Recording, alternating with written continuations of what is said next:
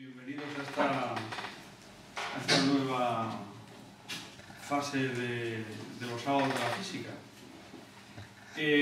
La idea es que por razones no solo económicas, sino de otro estilo, ya vamos a cambiar la forma de hacer los sábados. Es decir, ya no vamos a traer a personas de fuera con un material que hagan, digamos, experimentos espectaculares, sino que ya no hay dinero para esas actividades, ya las aulas de extensión universitaria ya no tienen, por diversas razones, no tienen ese dinero, y por tanto, y también nosotros los que llevamos esta parte del aula de la ciencia y de los sábados de la física, que son el profesor José Miguel Ruiz y la profesora Ana Isabel Diego, que se van, y yo mismo nos vamos a ocupar de todo esto.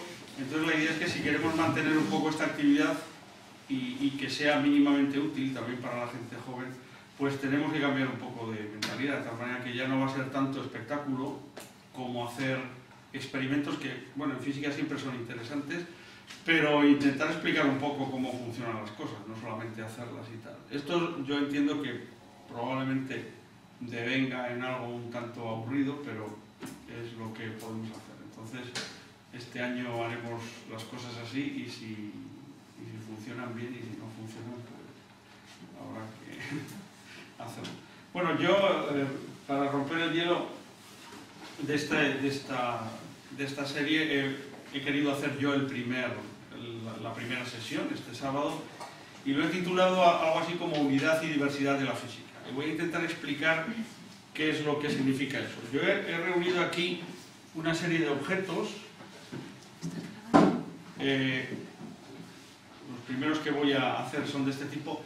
Son objetos que, desde el punto de vista externo, tienen un aspecto muy semejante. De tal manera que, desde lejos, estas dos bolas de caucho negro, pues tienen un aspecto muy semejante. Sin embargo, desde el punto de vista del comportamiento físico, el comportamiento que tienen es muy diferente. De tal manera que si uno deja caer una bola de estas, pues esta más o menos rebota. Si fuera una superficie un poco más dura, rebotaría mejor. Y esta es otra bola que no rebota, llega y se cae. ¿De acuerdo? Entonces, la clave aquí del asunto es intentar entender por qué una bola tiene un comportamiento y por qué otra bola tiene un comportamiento diferente. Bueno, yo ya lo aviso, hoy voy a poner ecuaciones, ¿de acuerdo? Y voy a intentar explicarlas, pero es que intentar hacer física sin ecuaciones es un poco complicado. No serán muy difíciles, pero bueno, por lo menos las explicaremos. Cuando una bola, esta bola tiene una masa m, la que sea, y aquí hay otra bola que podemos suponer que incluso tiene la misma masa, no tiene por qué ser muy diferente. Entonces hay una ecuación, y esto sería el nivel del suelo, y esto se encuentra a una cierta altura h. Luego, cuando se hagan experimentos en la parte de mecánica, se harán experimentos de este tipo, más cuantitativos. Entonces hay una ecuación que dice que el tiempo que tardan estas bolas en llegar al suelo el tiempo es igual a 2h partido por g, la raíz cuadrada, si no me equivoco. Y luego lo que dice la teoría es que estas bolas llegan con una cierta velocidad. Y esa cierta velocidad, la velocidad es igual a la raíz cuadrada. Bueno, no sé si esta terminología se conoce, pero esto es la raíz cuadrada de 2 por g por h. ¿De acuerdo? De tal manera que lo curioso de esta ecuación es que no interviene la masa de las bolas. Es decir, con independencia del tipo de bola que sea, las bolas llegan con la misma velocidad al suelo. Eso ya se verá en la parte de mecánica, no me voy a detener en esto ahora. Entonces, ¿qué es lo que sucede? Lo que sucede es que para obtener estas ecuaciones hay que aplicar las leyes de Newton. Probablemente Newton, junto con Einstein, Isaac Newton, es uno de los físicos más famosos y más importantes de la historia, sin duda. Pero, además de las leyes de Newton, en física hay más ecuaciones. Y una de las ecuaciones importantes es lo que se conoce como la ecuación de la energía, o el principio de conservación de la energía,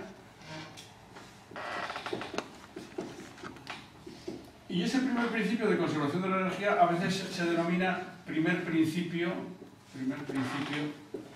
de la termodinámica, que es una ecuación termodinámica, que es una ecuación mucho menos conocida, pero que es una ecuación también muy importante para explicar este tipo de fenómenos. Las leyes de Newton en realidad solo se aplican, lo recuerdo para aquellos que esto lo estudiaron alguna vez, las leyes de Newton en puridad por la famosa ecuación fuerza igual a masa por aceleración. Esta ecuación en realidad solamente se aplica a una partícula puntual, a un electrón, a un protón, a una cosa de esas. Entonces, cuando tienes algo que ya no es una partícula puntual, sino que es una bola extensa, pues las leyes de Newton hay que modificarlas ligeramente. Y además, con esas leyes solo, tú no puedes explicar todos los fenómenos, sino que hay que aplicar otras leyes, en concreto esta ley. Entonces esto lo voy a poner de manifiesto, aunque sea brevemente, con estas bolas. Porque, ¿qué es lo que sucede cuando esta bola llega con una cierta velocidad? Vamos a suponer la primera, la que rebota.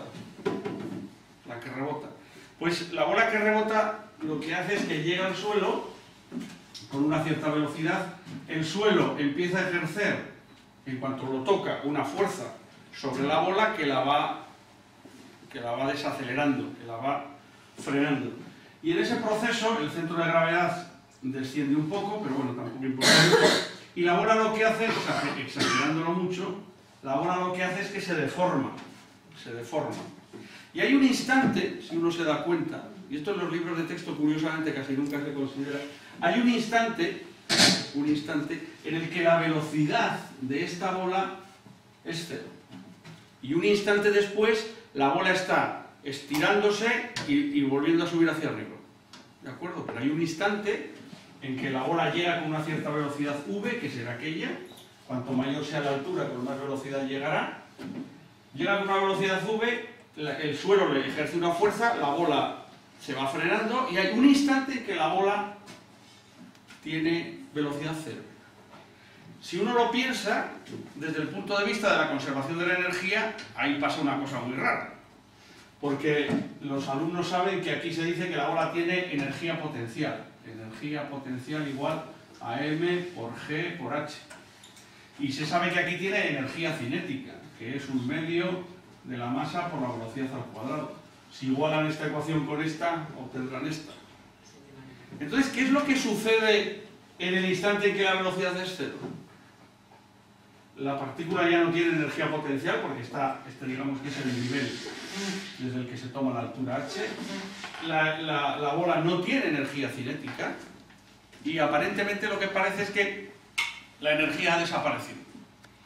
Pero claro, un instante después la bola empieza a conseguir velocidad y un cierto instante después pues la bola sale con una cierta velocidad hacia arriba y si la bola fuera suficientemente buena, por aquí tenemos algunas que son bolas muy buenas, que lo que hacen es que rebotan y casi podría rebotar hasta la misma altura.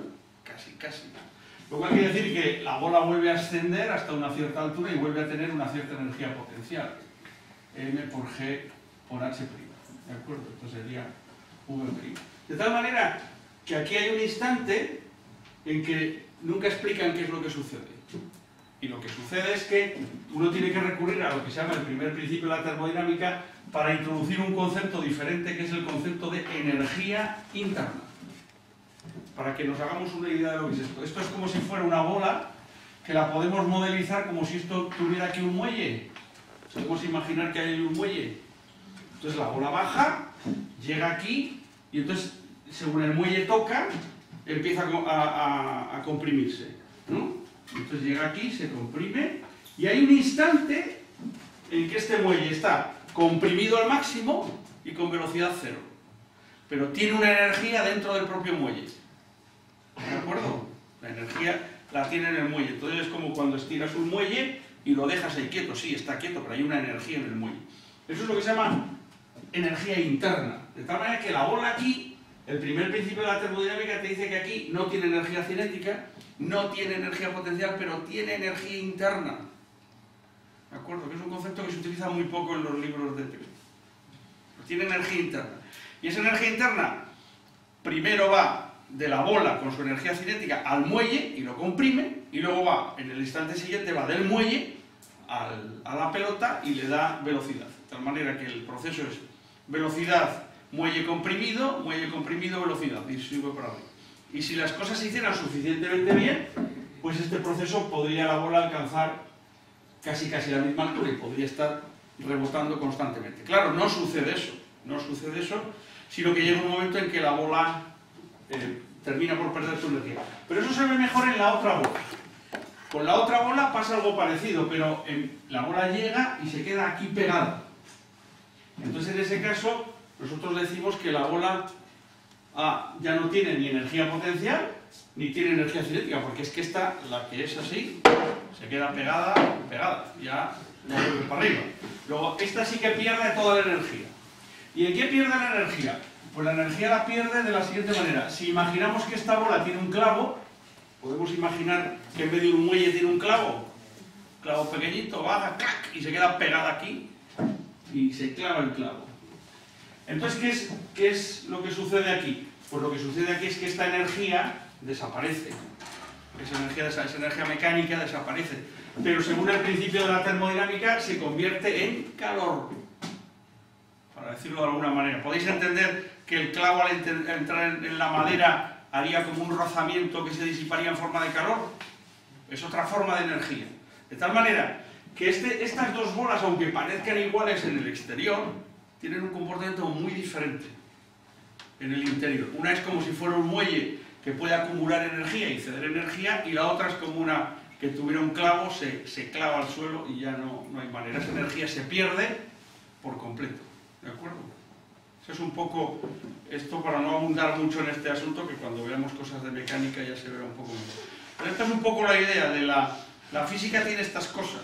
O sea, en realidad nosotros, para explicar la mayor parte de los comportamientos, necesitamos las leyes de Newton, pero también necesitamos las leyes de la termodinámica. Y los libros de texto, desgraciadamente, han establecido un divorcio entre las leyes de Newton y las leyes de la mecánica, de tal manera que por más que busquen ustedes en libros de texto de física la explicación del comportamiento de estas dos bolas, no lo encontrarán en ninguno.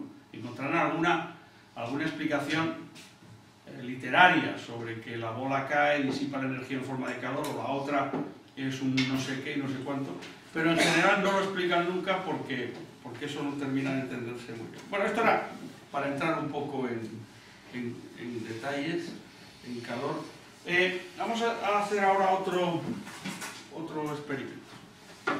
Estos son dos huevos. Si no sale bien con estos, tengo ahí unos de gallina.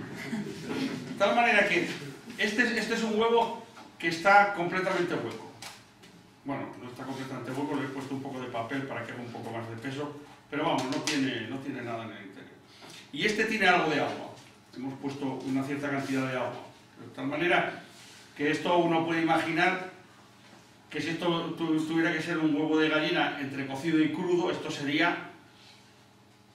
El que es sólido sería el cocido, ¿no? Y el que tiene agua en el interior sería...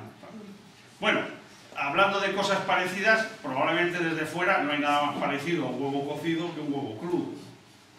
Y aquí pasa exactamente lo mismo que antes. Si tú miras el comportamiento de estos objetos, si tú haces girar un huevo cocido, pues haces esto. ¿De acuerdo? Este funciona bastante bien. ¿Veis que se eleva? Con un huevo de gallina auténtico funciona mejor. A ver, ¿no? Si no está cocido, ¿lo veis? ¿Veis cómo se eleva? Esto es un huevo cocido. Y esto, sin embargo, tú con un huevo crudo intentas hacer lo mismo y no hay manera. Pero no se consigue elevar, es decir, el centro de gravedad no consigue elevarse porque no se organiza. Sin embargo, este ya es un comportamiento diferente, pero todavía hay otro, que es, si este huevo lo haces girar y lo paras, a ver si lo hago bien, lo haces girar y lo paras, el huevo se para. Sin embargo, si tú un huevo crudo lo haces girar y lo paras, levantas la mano y sigue girando. ¿De acuerdo? cierto también, este no sé si... Este, por ejemplo, es un huevo crudo. Lo haces girar y no se levanta. Sin embargo, lo haces así, lo paras, no es que sea mucho, pero lo paras y veis que sigue girando. Mientras que este otro, el cocido lo haces girar y una vez que se para, a ver si lo hago bien, una vez que se para, se para. Bueno, para que se vea, aunque esto os lo volverán a hacer en la parte de mecánica, para que se vea un poco la diferencia. Estos son dos peonzas bastante raras, luego utilizaré alguna un poco más. Dos peonzas un poco raras. Esta es una esfera a la que le han partido, le han cortado el casquete superior y es sólido, esto es aluminio, y esto es una peonza que tiene un depósito lleno de líquido en el interior. De tal manera que esto sería el equivalente a un huevo cocido y esto sería el equivalente a un huevo crudo. Y entonces se puede observar cómo efectivamente un huevo cocido tiene un comportamiento bastante curioso y se eleva de una manera bastante curiosa. A ver qué... No, estoy muy entrenado. A ver. ¿Habéis visto cómo se eleva en un...? No sé si es que este plato no se ve bien, ¿no? Ahora, ¿se ve cómo se ha elevado? Hay que practicar. Bueno, el caso es que este es el comportamiento del huevo cocido. Ya os lo explicarán en mecánica, pero vamos, la idea es que un objeto que tiene un eje de simetría solo, el único eje de simetría de este huevo es un eje que pase por aquí, por las leyes de la física lo que el huevo va a tender a la hora de girar es a girar alrededor de ese eje y olvidarse de los demás, de tal manera que el huevo intentará incluso desafiar la gravedad con tal de conseguir girar alrededor de ese eje y se elevará, mientras que en el caso de un huevo crudo, que sería este, te cuesta ponerlo en funcionamiento, pero una vez que se pone en funcionamiento, si lo paras, él sigue girando en el interior y si lo vuelves a parar, vuelve a funcionar. Cosa que obviamente no sucederá con una peonza. Es decir, si tú una peonza como esta la paras desde el exterior, pero luego la dejas, sigue girando, por inercia, ya os lo explicarán en la parte de mecánica, pero este es el comportamiento del huevo crudo. Le haces girar y lo que hace es que si tú lo paras, pues él sigue girando.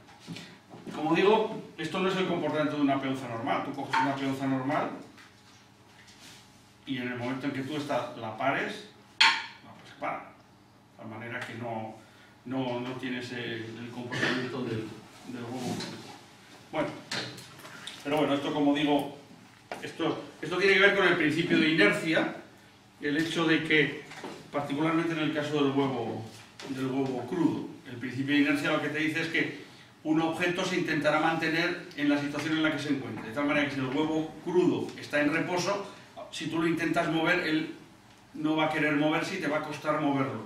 Pero una vez que se haya puesto el movimiento y en el interior esté girando la yema, pues va a querer mantener ese movimiento por inercia, de tal manera que cuando lo pares, en el interior, como se ve muy bien en la peonza esta, sigue girando. Como ya os enseñarán esta peonza más adelante, yo no insisto.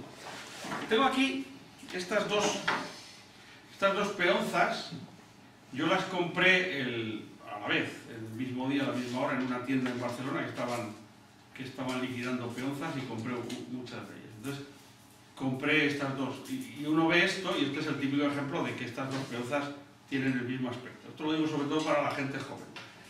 Entonces, ¿qué es lo que sucede? Lo que sucede es que si uno intenta hacer girar esta peonza,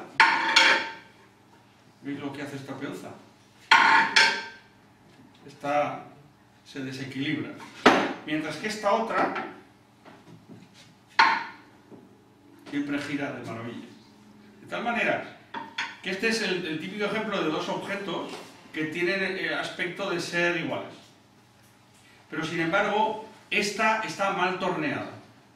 Es decir, esta la han torneado de tal manera que el eje de simetría no coincide con el eje geométrico. está ligeramente desplazado. Con lo cual, el centro de gravedad y el eje de giro no coinciden. Son décimas de milímetro, no, probablemente el que lo puso al torno lo hacía automáticamente. Pero esta peonza parece que funciona y en realidad no funciona igual, de bien y no funciona.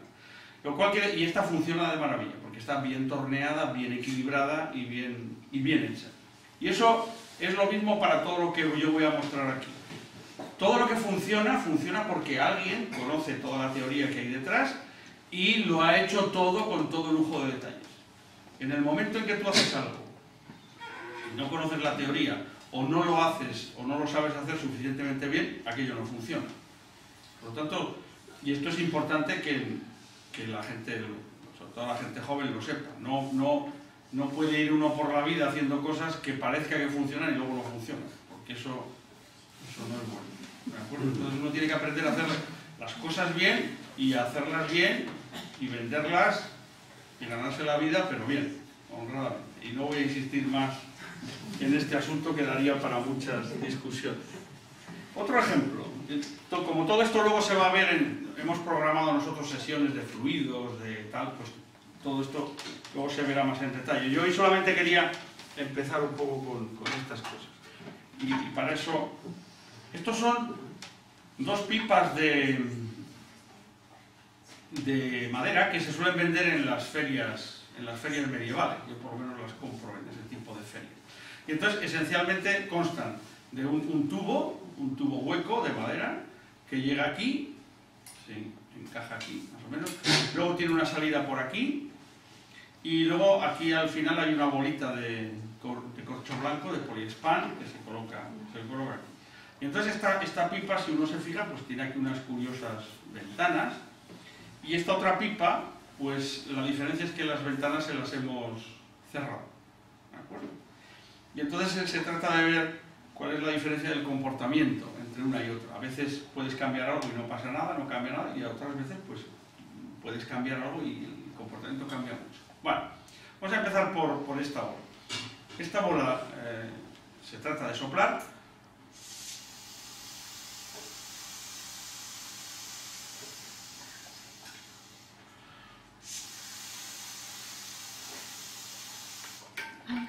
Bueno, hay que ser un poco más hábil, pero se puede ver que la bola puede subir bien. Se mantiene en equilibrio del chorro, y se mantiene en equilibrio estable, porque incluso la puedes inclinar.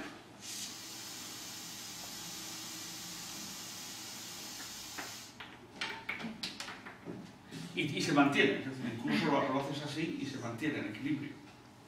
Bueno. ¿Qué pasa ahora si uno coge, para que se vea que es la misma bola se coloca en la cazoleta, pero con las ventanas tapadas?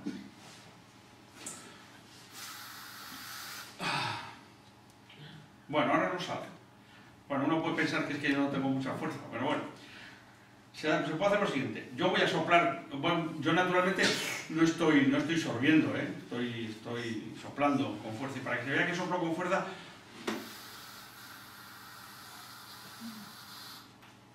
se puede ver esto. De tal manera que la bola está como si estuviera pegada a la cazoleta mientras yo soplo, incluso aunque esté boca abajo.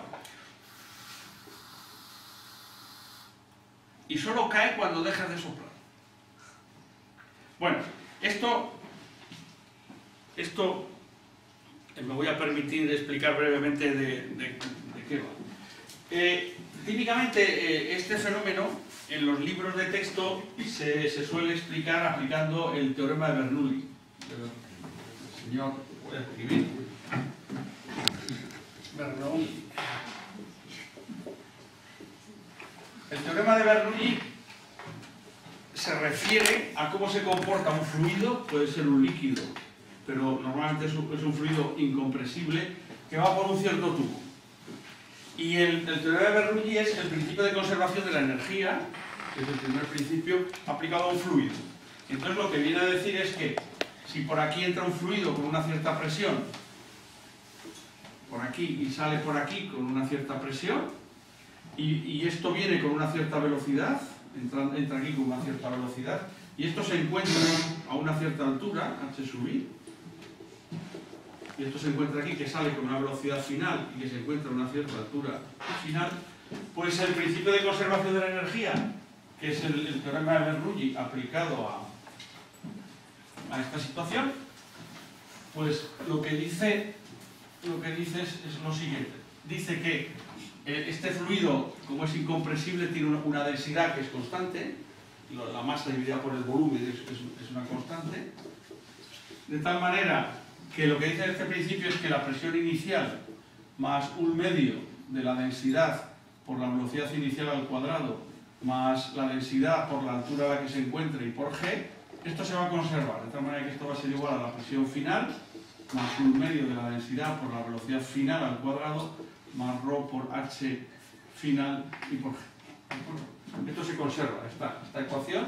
Esto lo que dice es, esto es la energía cinética que lleva, esto es la energía potencial, esto es el trabajo que se realiza para comprimir el gas, y luego esto es el trabajo que el gas realiza, la energía cinética y la energía potencial. Eso es un poco la idea de la conservación de la energía. ¿De acuerdo? Entonces, el teorema de Bernoulli se aplica a fluidos que van confinados por una tubería. De tal manera que curiosamente, cuando la bola está así, está con las ventanas abiertas y la bola está por aquí, pues el aire que sale por aquí no está confinado en una tubería. ¿De acuerdo? De tal manera que no se puede aplicar el teorema de Bernoulli. Entonces lo que sucede aquí es que el aire, curiosamente, lo que hace es que viene por encima de la bola, luego lo mostraré con otro aparato, viene por encima de la bola y entonces hay un efecto que se llama efecto Coanda, por el señor Coanda, un rumano, y entonces lo que dice el efecto Coanda es que cuando tú tienes un objeto redondeado y el aire viene hacia el objeto, el aire va a tender a seguir toda la superficie del objeto, va a pegarse literalmente a la superficie del objeto. Y esto es lo que hace aquí. De tal manera que el aire viene y se dobla por aquí. Eso se pueden hacer experimentos donde se ve que eso sucede. Entonces, las leyes de Newton dicen que si tú tienes un aire que tiende a moverse en línea recta por el principio de inercia, el principio de inercia dice que todo tiende a moverse en línea recta si no le haces fuerza, pues resulta que las leyes de Newton dicen que si tú quieres doblar el aire, si hay que doblar el aire, hay que hacer una fuerza sobre el aire. Y esa fuerza que hay que hacer sobre el aire, por tanto hay que hacer una fuerza así sobre el aire para doblarlo, porque si no el aire tendería a seguir en línea recta. Pero hay otra tercera ley de Newton, o sea, esto es por la segunda ley de Newton. La segunda ley de Newton dice que si la aceleración no solo depende de que el fluido vaya con mayor o menor velocidad, también tiene aceleración cuando cambia de dirección. También el cambio de dirección es una aceleración. Luego aquí, aunque el fluido vaya con la misma velocidad, como cambia de dirección hay una aceleración. Y la ley de Newton dice que hay que hacerle una fuerza para que cambie de dirección, para que acelere. Y entonces, la tercera ley de Newton, pues dice que si el objeto ejerce una fuerza sobre el aire tiene que ejercer una fuerza igual y de sentido contrario sobre el objeto. Con lo cual, lo que hace que esta bola permanezca en reposo, porque la bola naturalmente tiene aquí un peso, es el flujo de aire que va por encima y se va doblando por efecto Coanda. De tal manera que aquí aparece una fuerza que mantiene la bola en suspensión. Eso es lo que es decir, cuando yo hago el experimento y la bola está aquí suspendida, es porque el peso es compensado por una fuerza que le hace el aire que va por encima de la bola. ¿De acuerdo? Es una cosa un poco curiosa. De tal manera que aquí uno puede aplicar las leyes de Newton y funciona. Pero ¿qué pasa en el caso en el que la bola, voy a ponerlo boca abajo, esto está aquí, esto está aquí, esto está cerrado y la bola, esto está cerrado y la bola está boca abajo? Yo estoy soplando por aquí. Yo inyecto aire, el aire viene por aquí. En este caso, el tubo, lo que tenemos aquí sí es un tubo. Es decir, ahora el aire que va por ahí sí es un aire que está confinado. ¿De acuerdo? Entonces, lo que sucede es lo siguiente. Yo tengo por aquí la presión atmosférica.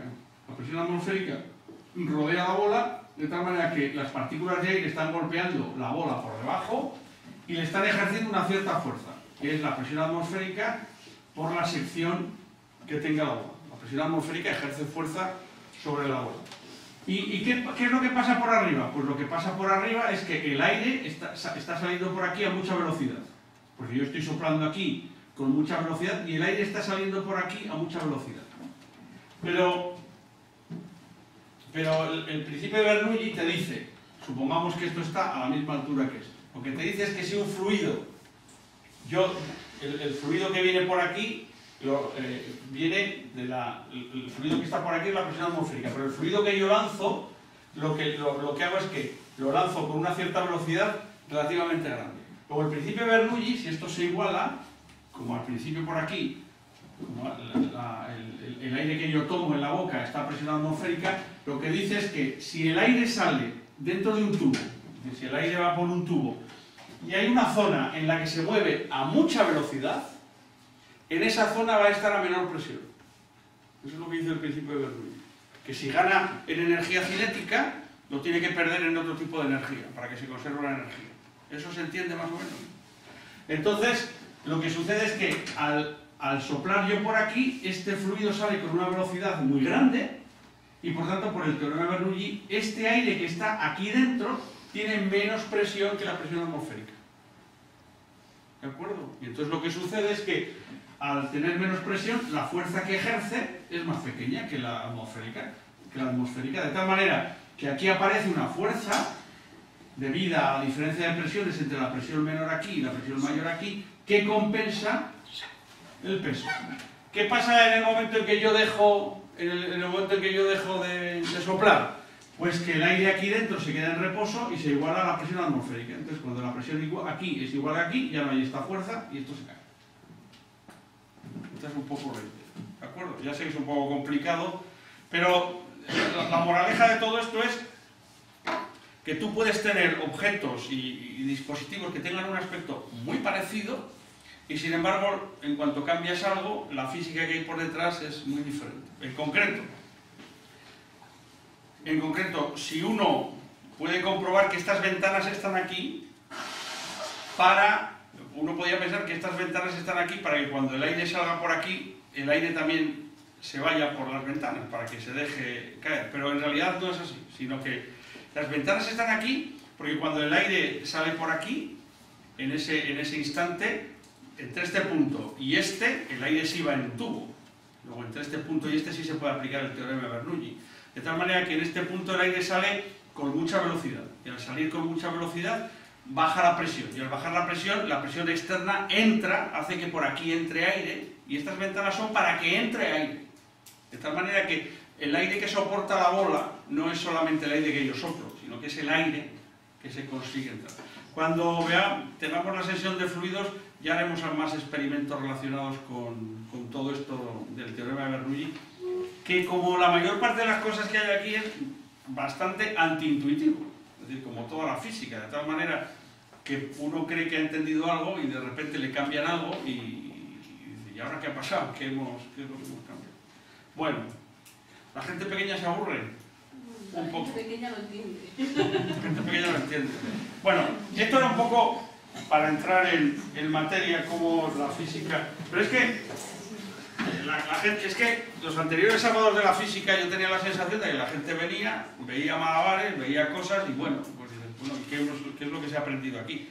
Yo no sé si aquí se va a aprender algo, pero por lo menos la gente joven lo que tiene que entender es que todo el que fabrica algún aparato es porque ha estudiado mucho y porque ha trabajado mucho y porque lo ha hecho todo muy bien. Es decir, que estas cosas no hay un árbol de los huevos estos, que vas y los recoges como los pistachos, sino que hay que currárselo y hay que trabajar y la gente joven pues tiene que entender que hay que trabajar y que hay que currárselo y que cuanto mayor es la recompensa es porque más complicado es el tema.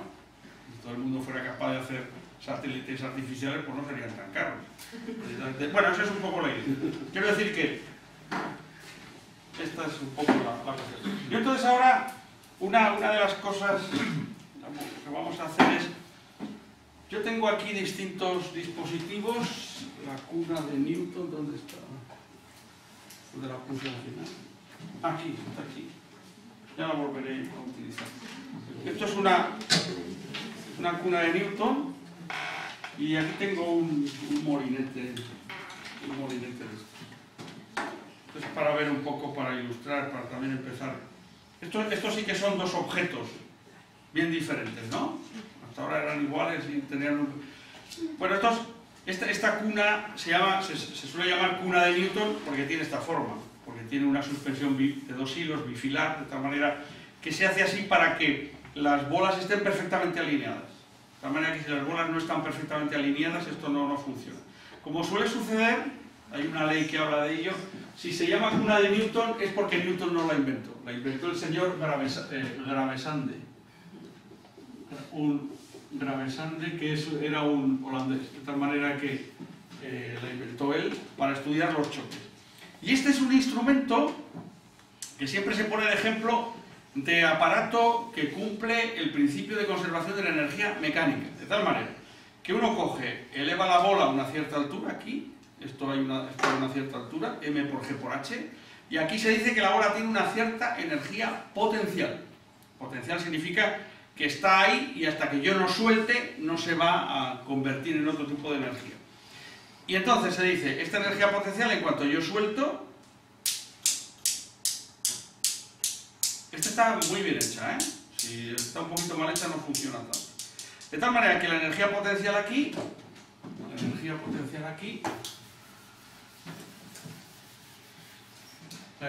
la bola está así, aquí tiene, esto está así, y aquí se dice que tiene una energía potencial, m por g por h. Energía potencial que, por cierto, la energía no viene de la nada. Si tiene energía potencial es porque una máquina térmica, que es este señorito, una máquina térmica que esta mañana ha tenido que desayunar y comer, y que tiene que comer todos los días, es una máquina térmica la que ha cogido y ha elevado esto contra la gravedad. Es decir, soy yo el que, con la fuerza de mis músculos y tal, ha conseguido elevar esto. O sea, esta energía no viene de la nada, viene de mí, que se la he dado. ¿De acuerdo? Entonces, esta energía potencial, esto cae y entonces las leyes de Newton nos dicen que esto va a llegar aquí con una velocidad que sea igual a 1/2 de m por v cuadrado. Esto igual a esto. Entonces aquí llega con una cierta velocidad. Entonces, esta bola choca con la siguiente y por las leyes de conservación del momento lineal y de la energía cinética, dice que si esta bola llega con velocidad v y esta bola tiene la misma masa que esta otra, esta se queda parada y esta coge la velocidad de esta. ¿De acuerdo? Y así se conserva el momento lineal y la energía. Esta choca y esta sale con una cierta velocidad. Y sucede al revés. Aquí tiene energía cinética que hace que esto suba hasta una cierta altura y recupera la energía potencial. ¿De acuerdo? Esta es la explicación que normalmente se suele dar. De tal manera que aquí, de lo único de lo que se habla es de energías cinéticas y de energías potenciales. Todos energías mecánicas. Y eso significa que si tú haces este experimento y no tienes en cuenta ninguna otra consideración, pues esto va a estar oscilando indefinidamente, como se puede comprobar inmediatamente. Esto no se para nunca, porque la energía potencial va a cinética, la energía cinética va a potencial, la potencial a cinética, la cinética a potencial, y no se para nunca. Y como podéis ver, no se para nunca. Y este es el típico ejemplo de que hay un momento en que los libros de texto solamente hablan de las leyes de Newton y de las energías mecánicas, y esto en principio debería estar funcionando para siempre, pero no funciona para siempre. ¿Por qué? Porque además de las leyes de Newton, no sé si he dicho que yo soy profesor de termodinámica, no sé si se nota, pero es que además de las leyes de Newton hay un principio de conservación de la energía que te dice que cuando la energía mecánica, la energía cinética y la energía potencial desaparece, no desaparece como energía mecánica, pero se va en forma de calor. ¿De acuerdo? De tal manera que aquí al final, el esfuerzo ímprobo que yo he tenido que hacer para elevar esto, se ha perdido y se ha ido en forma de calor. Ha habido un momento en que estaba en forma de energía cinética y potencial, pero se ha terminado por ir. ¿De acuerdo? Al revés, se puede conseguir, esto es luego lo volveré a ver, esto es un molinete, que tiene una pequeña, como veis es un disco al que le han cortado en porciones y luego las han doblado, luego veremos por qué. Esto se coloca encima de una pequeña aguja que está aquí y aquí hay una vela. Entonces, esto esta máquina, digamos que esta es una máquina que destruye energía mecánica. Está destruyendo constantemente energía mecánica. Yo puedo elevar esto 200 veces y las 200 veces termina. ¿Cierto? Y las 200 veces terminará por pararse, ¿no? Por tanto, esta máquina destruye energía mecánica. Y esta máquina, que aquí en principio no hay energía mecánica, aquí hay una vela,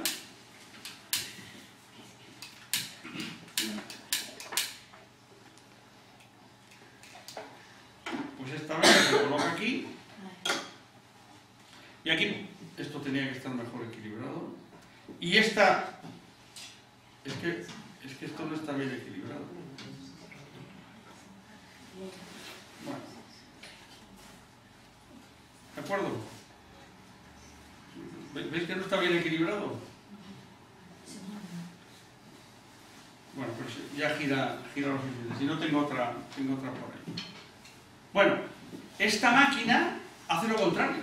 Esta máquina lo que hace es que consigue que se cree aquí. Pues esto en principio está bien. Bueno, es que es lo que he comentado antes, o sea, tú coges el aparato más sencillo de todos y como no esté perfectamente equilibrado, y este no lo está, como no esté perfectamente equilibrado, no funciona. Y este, tenemos más por ahí, o sea que...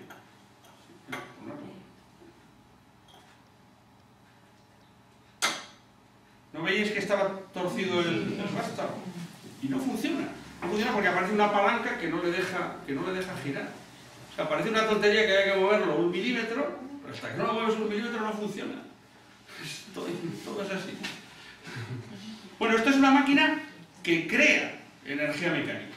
Esta es una máquina que, a partir del calor que produce la combustión de la parafina con el oxígeno, se crea mucho calor, el aire caliente es menos denso que el aire frío, asciende, y claro, el que ha construido esto ha sido muy hábil. Ha sido muy hábil porque aquí tengo un aparato parecido a este, que lo construyen de madera, se pueden encender aquí. Fijaros que todos los álabes estos están inclinados 45 grados, ¿por qué? Porque lo que quieren es que suba el aire, golpee aquí, este palo cambia la dirección del aire, y para cambiar la dirección del aire le tiene que hacer una fuerza. Y al hacer una fuerza sobre el aire hace una fuerza sobre este. ¿Eso quiere decir? El que ha fabricado esto sabe que no puede poner esto ni así, si todos los álabes están así, el aire sube y esto no lo hace girar. Pero tampoco lo puede poner así, porque si lo pone así el aire sube, rebota y no tiene fuerza como para elevar esto. Aparte que el interés no es elevarlo, sino que gira. ¿De acuerdo? Esta es un poco la idea. La idea es que el que ha fabricado esto, luego lo veremos, lo ha preparado todo con mucho cuidado para que eso realmente gire.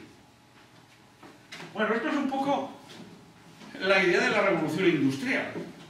Es decir, la revolución industrial se produce cuando los ingleses consiguen transformar el calor producido por el calor, en movimiento de rotación. ¿De acuerdo? De tal manera que los ingleses no derrotaron al Imperio Español y por casualidad, derrotaron al Imperio Español porque tuvieron siempre por delante un desarrollo tecnológico mucho mayor. De tal manera que los españoles perdieron su imperio en manos de los ingleses con relativa rapidez porque no tenían esta forma de desarrollarse. Mientras que los ingleses, todas las riquezas que consiguieron, las invirtieron en desarrollo tecnológico, pues los españoles todo el oro y la plata que venía, lo que no invirtieron en las guerras contra los protestantes en Flandes, lo invirtieron en iglesias y en cosas de ese tipo, con lo cual los españoles no invirtieron nada, el imperio declinó, a partir de la Armada Invencible, el imperio español declina y el inglés asciende, y eso es la revolución industrial. Es decir, esto lo suelo decir, durante una época, al principio de la revolución industrial, durante unos 50 años, los ingleses tuvieron una productividad igual al resto del mundo. Nunca se ha vuelto a dar eso. Es decir, durante una pequeña época, hasta que luego ya se difundieron las máquinas, durante una pequeña época los ingleses producían como todo el resto del mundo. Una cosa impresionante. Por tanto, esto es el milagro tecnológico de convertir el calor en energía mecánica. Esto es muy pequeño, pero yo suelo decir que en física no importa que el efecto sea pequeño, lo que es importante es que el efecto sea genuino. Y aquí es genuino que tú consigues transformar en procesos cíclicos calor en movimiento de rotación.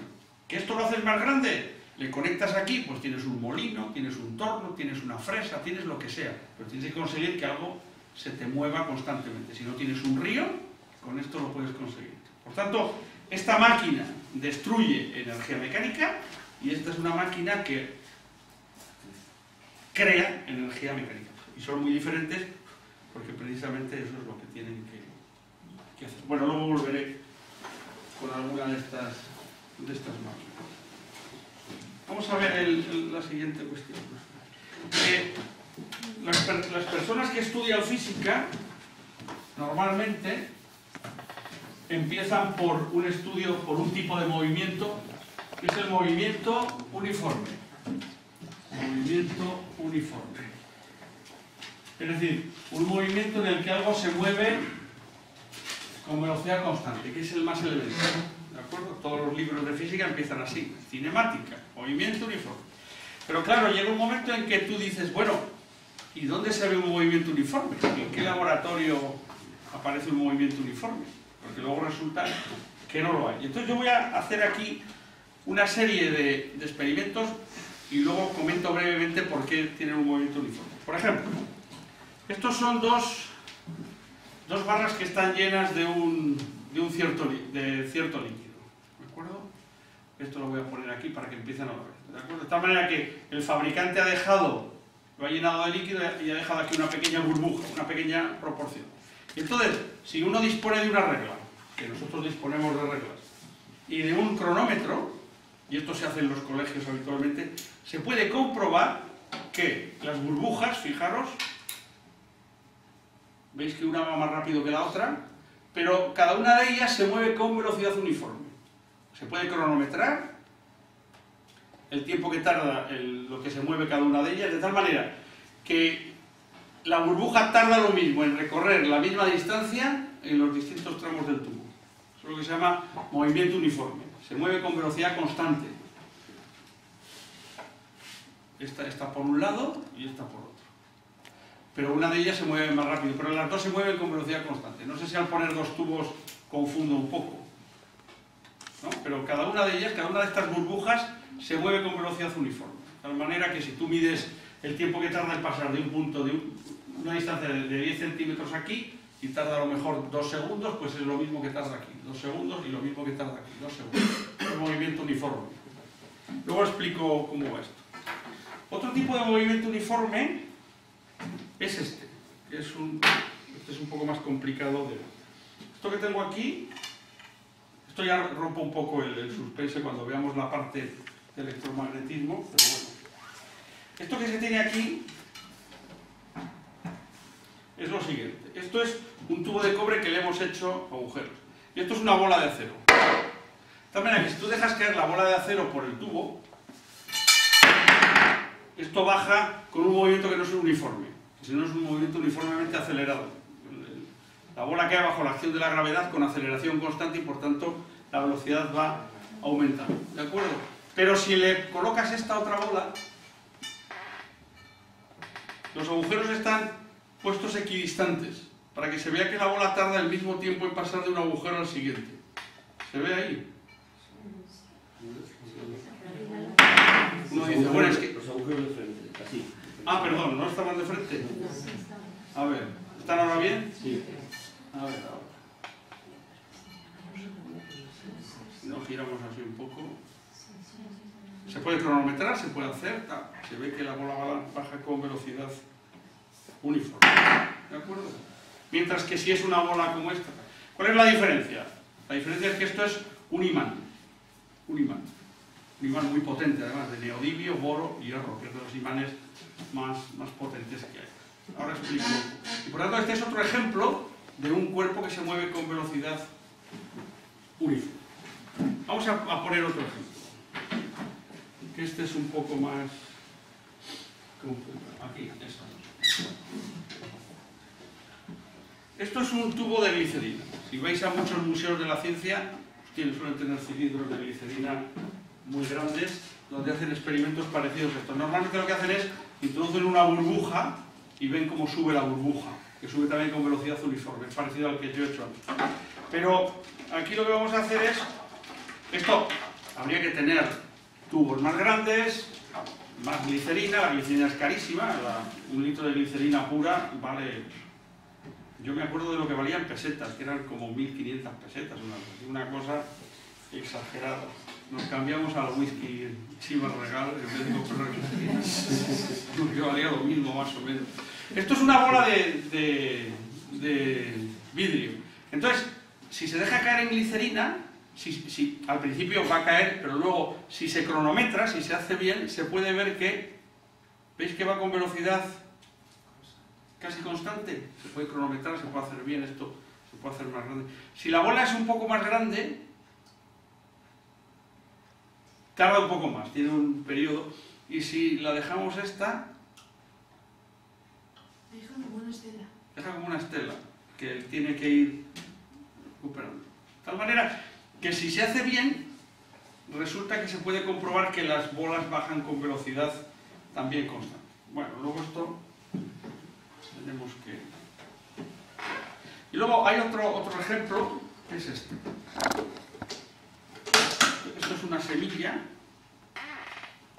Las semillas de diente de león funcionan particularmente bien. O sea, esto es la semilla, el diente de león, y aquí tiene este paragüitas, de tal manera que si tú esto se puede hacer con muchas semillas, por ahí tengo más, pero con esta sale particularmente bien.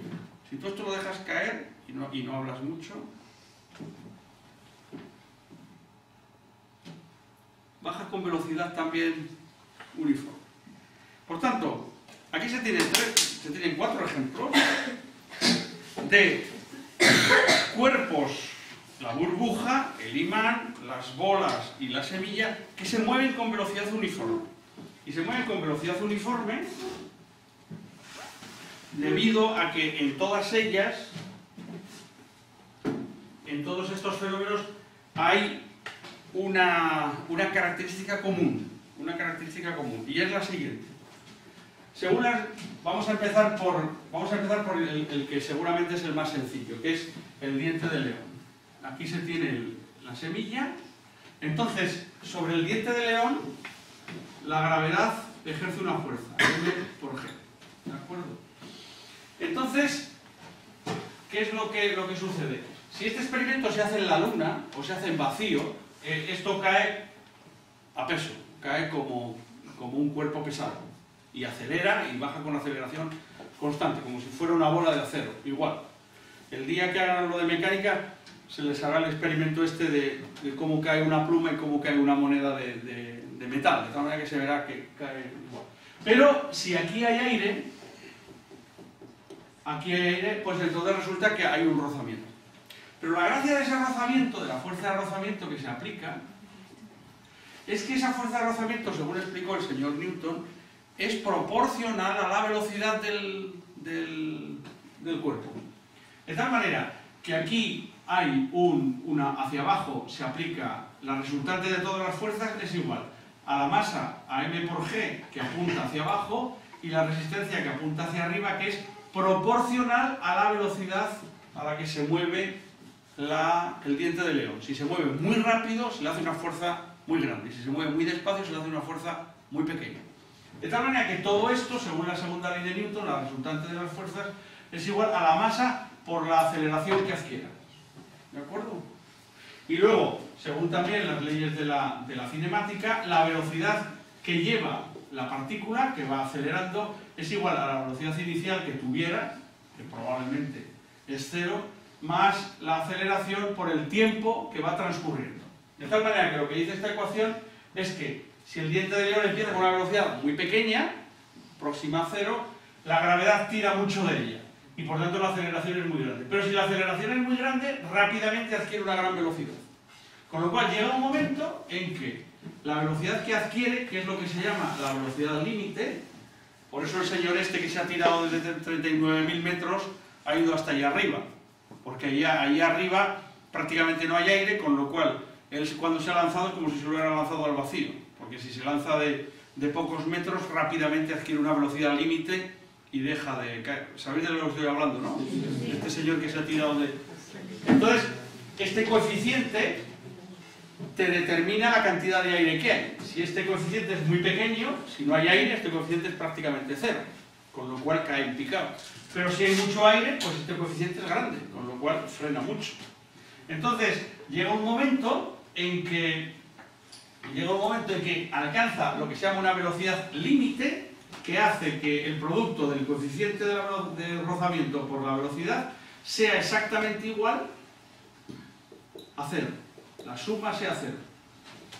Y a partir de ese momento la aceleración es cero. Es decir, a partir acelera y llega un momento en que empieza a moverse con velocidad constante.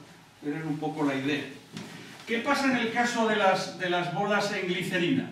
Pues en el caso de las bolas en glicerina la masa es la misma y la fuerza esta es proporcional a 6 veces la viscosidad del líquido, el radio y la velocidad. Y no sé si me falta algo. Creo que también depende de la sección de la bola. Creo que también depende... Ah, no, aquí está el radio. Creo que depende de la sección o de esto. Pero lo que es importante es que la bola que se mueve en glicerina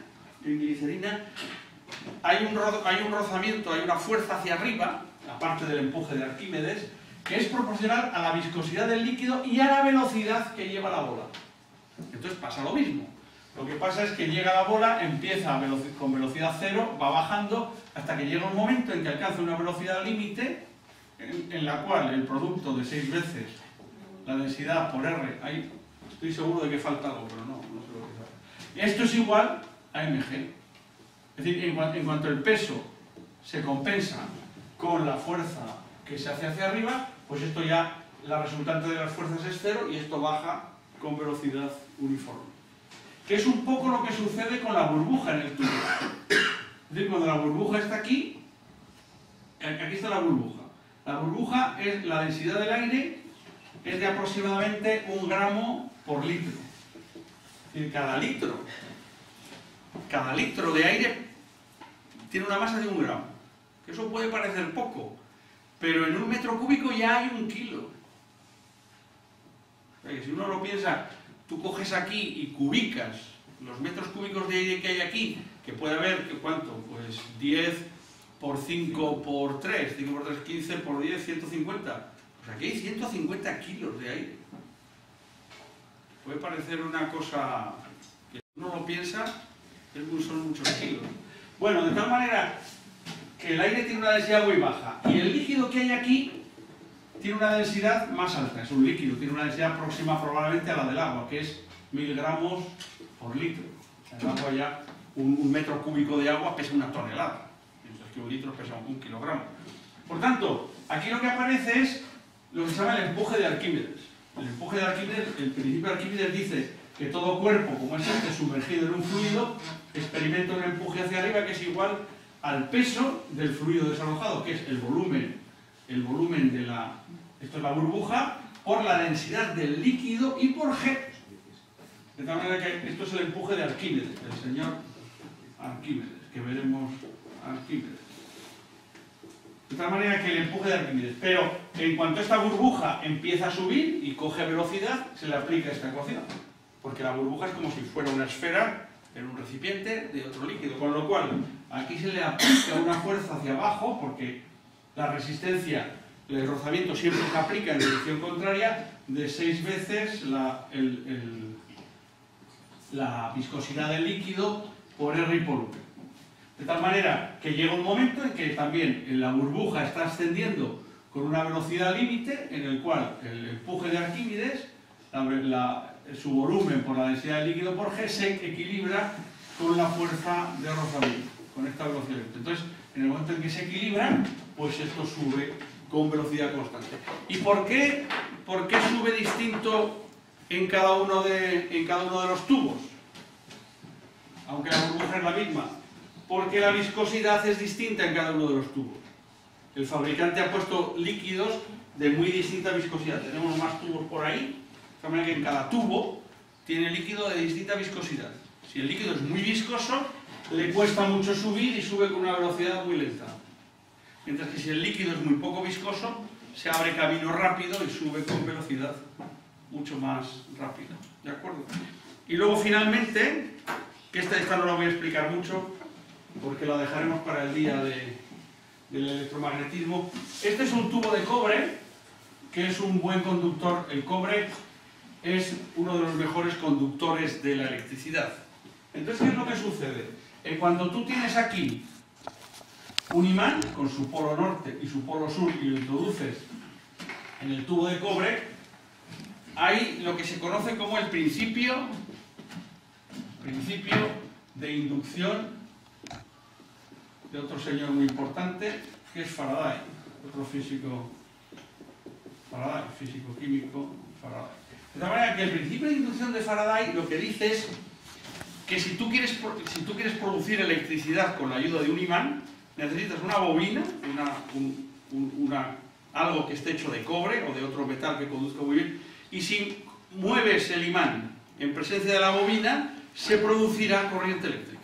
Esa es la ecuación que mueve el mundo actual. De tal manera que todos los sitios donde se produce electricidad es porque hay alguien que ha conseguido mover un imán dejando caer agua o quemando carbón y moviendo una turbina, de la manera que sea, ha conseguido mover un imán en presencia o en los aerogeneradores.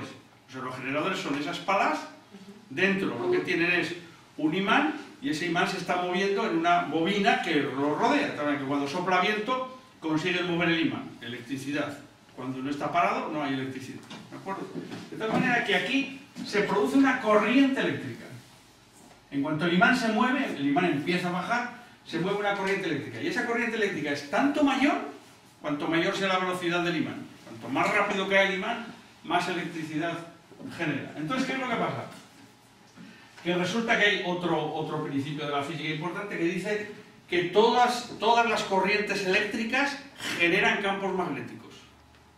De tal manera que cuando tú tienes corriente eléctrica, a su alrededor se crea un campo magnético. Y entonces, resulta que eso es otro experimento que hizo un señor llamado Ørsted. Y entonces la naturaleza se comporta de tal manera que lo que hace es que si esta corriente eléctrica está generada por este imán que está descendiendo, el imán magnético que se crea aquí por efecto de la corriente siempre se opone al propio movimiento del imán. Como decía Carl Sagan, la naturaleza no es complaciente. Porque si la naturaleza no se opusiera, eso es el principio de conservación de la energía.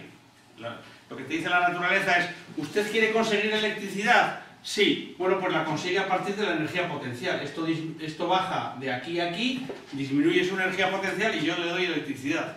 Lo que no le voy a hacer es que usted baje de aquí a aquí y además yo le acelere. O sea, lo que no le voy a hacer es darle electricidad y además acelerarlo, porque eso sería ya una máquina que violaría.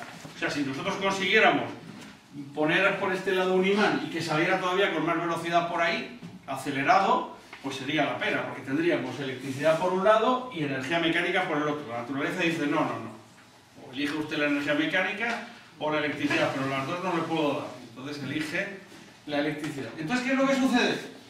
Que sobre este imán se aplica una fuerza M por G y en el momento en que entra en el tubo, esto lo hace la gravedad, en el momento en que entra en el tubo, si entra muy rápido, aparece un campo magnético que se le opone rápidamente. Aparece aquí una fuerza que es proporcional a la velocidad. ¿De acuerdo? De tal manera que al aparecer una fuerza que es proporcional a la velocidad, rápidamente lo frena, alcanza una velocidad límite y a partir de ahí va cayendo lentamente y a medida que va cayendo la energía potencial la va transformando en corriente eléctrica. Y esa corriente eléctrica al final se pierde en forma de calor. Pero poco a poco va bajando. Con lo cual, estos tres fenómenos, el de la burbuja en el tubo, el imán en el tubo de cobre, la semilla o el... ¿cuál era el otro?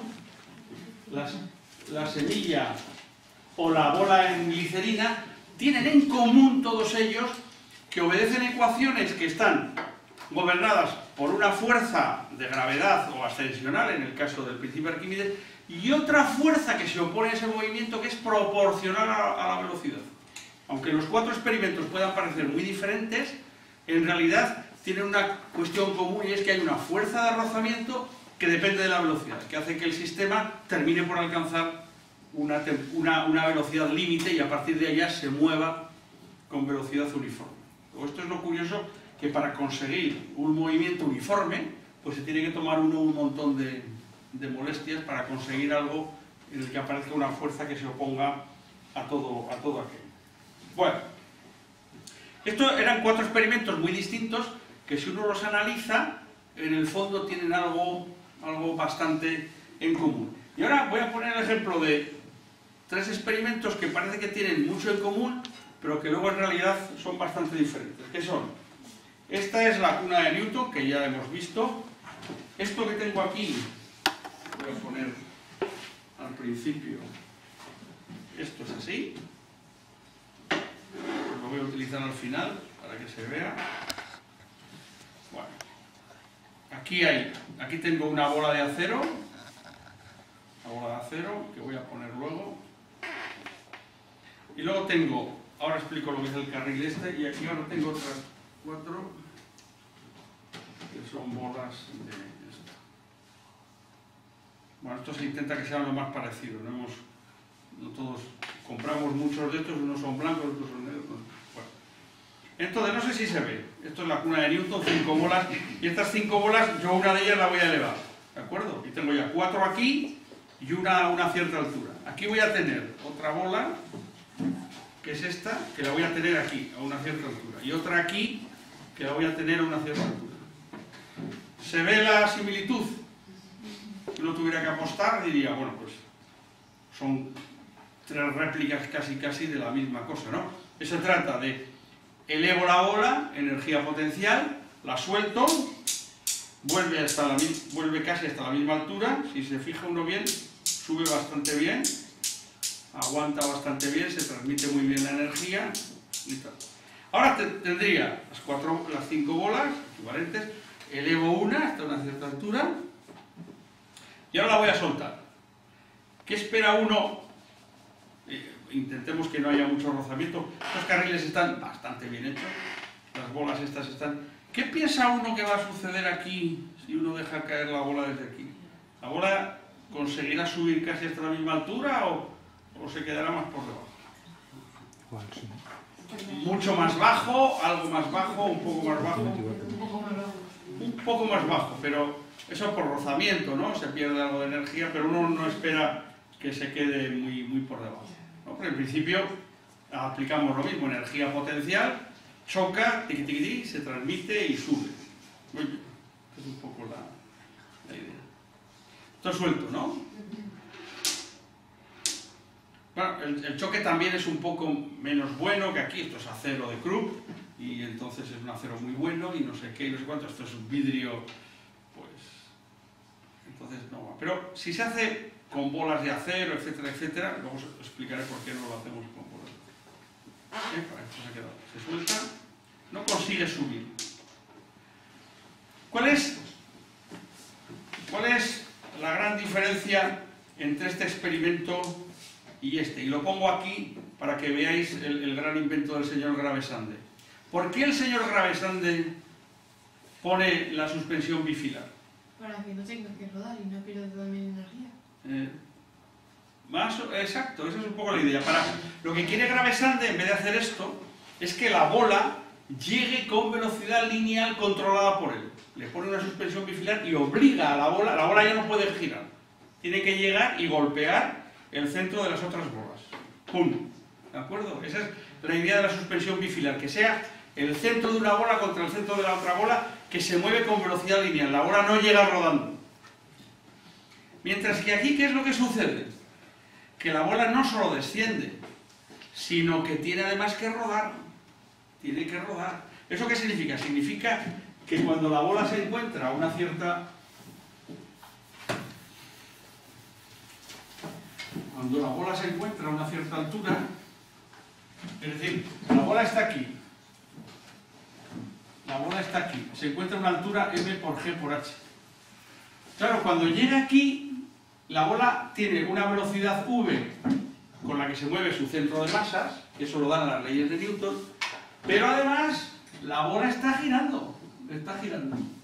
Y entonces el principio de conservación de la energía le dice, usted esta energía, m por g por h, que es la misma que tiene esta, cuando yo la elevo hasta cierta altura, pues ahora la física le dice, esto tiene que ser igual a un medio de la masa por la velocidad que lleva el centro de masas al cuadrado, pero además hay una parte que tiene que ser el momento de inercia de la bola, que es 2/5 de la masa por el radio de la bola al cuadrado, por la velocidad angular que lleve, por lo que gire. Por lo tanto, la bola, cuando va a lo largo del carril, la energía que tiene aquí se ha dividido en dos partes. La energía del centro de masas y la energía de rotación, porque al rotar también tienes que poner energía. ¿Y eso qué es lo que sucede? Cosa que no sucede aquí, porque la suspensión bifilar es para que no haya este término. Es decir, al poner los dos hilos aquí, este término, te aseguras que no va a estar. Y que toda la energía potencial la va a transformar en energía cinética del centro de masas. Entonces, ¿qué es lo que pasa con esta bola cuando choca aquí? Pues que puede transmitir a la siguiente bola, le puede transmitir la energía que lleva cinética, pero no le consigue transmitir la energía cinética de rotación.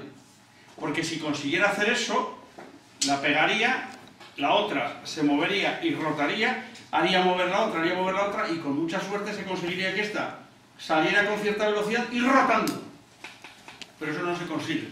De tal manera que el choque aquí se hace de tal manera que a la siguiente bola se le impide que consiga parte de la energía que lleva esta. Entonces, cuando las bolas lo transmiten, esta no recibe toda esta energía. Recibe toda esta energía menos esta, que se ha perdido ya. Con lo cual no consigue subir hasta la misma altura, porque tiene, obviamente, la energía que tiene a su disposición es mucho menor. ¿De acuerdo? O sea que, aunque el planteamiento parezca el mismo, aquí, al introducir elementos de rotación, ya la cosa se complica considerablemente. Bueno, ahora, estas 5 bolas sí que son de acero. ¿De acuerdo? La próxima vez esto lo intentaré hacer con bolas de acero. Esto lo vamos a dejar caer. ¿Qué espera ahora uno que suceda con esta bola? Que subirá un poco menos. Subirá un poco menos. Bueno, como es acero, igual. Pero tú lo que quieres decir es que no subirá hasta aquí, sino que subirá un poco menos, ¿no? Bueno, pues esta se deja caer.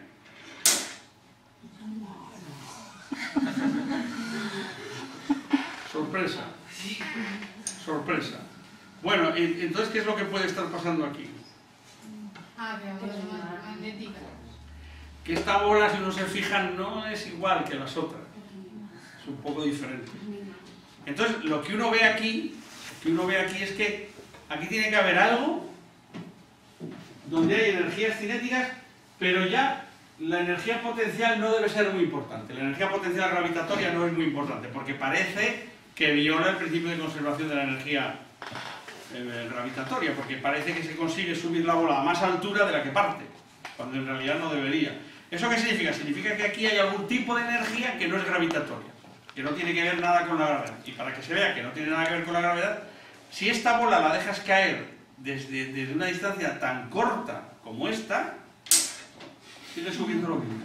Porque el imán da más fuerte. El imán tiene tanta potencia que en ese breve trecho tira tan fuerte de esta bola, le comunica tal cantidad de energía que pega a la otra. Entonces, la cosa se ha hecho de tal manera que esta bola está separada por estas dos del imán, con lo cual el imán le atrae muy poco ya, le atrae mucho menos. Con lo cual la energía cinética que proporciona esta, al caer desde aquí, que le viene de la fuerza magnética con la que tira, esta no tiene que hacer el gasto magnético. No tiene que hacer el gasto magnético porque está muy lejos ya. Para que os hagáis una idea. Si quitas dos bolas y lanzas esta, entonces aquí no pasa nada. Porque si esta se quiere separar de esta, tiene que hacer el mismo gasto que hizo esta, con lo cual no sale. Por tanto hay que ponerla un poco más lejos, con más bolas, para que esta no gaste contra el campo magnético la energía que le dio esta. Por eso hay que poner aquí más bolas, para que la energía la pueda hacer. Esto se llama fusil de Gauss, o cañón de Gauss. ¿De acuerdo? ¿Eso lo dices por la tele? y decían que tenían una fuerza que poniendo 3 de esas tenían una fuerza que es la K47. Uy. Yo no sé, pero me prefiero poner con 3 de estas antes que una K47. Los que hemos hecho la mili sabemos lo que es una K47.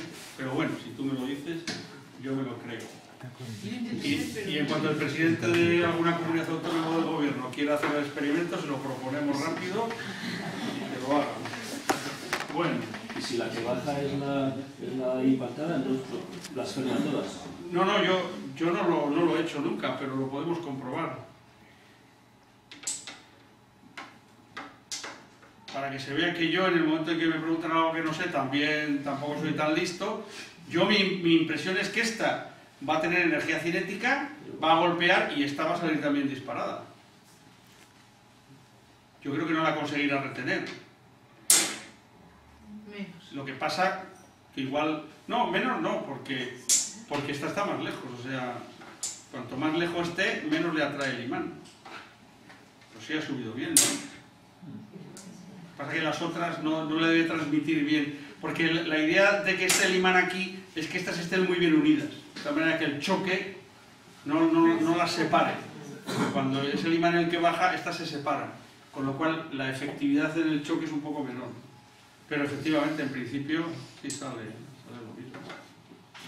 Bueno, pues este es un ejemplo de 3 experimentos que tienen el mismo aspecto, pero que sin embargo al final tienen un comportamiento muy diferente. Que es un poco lo que estoy intentando ver, que haya cosas que tengan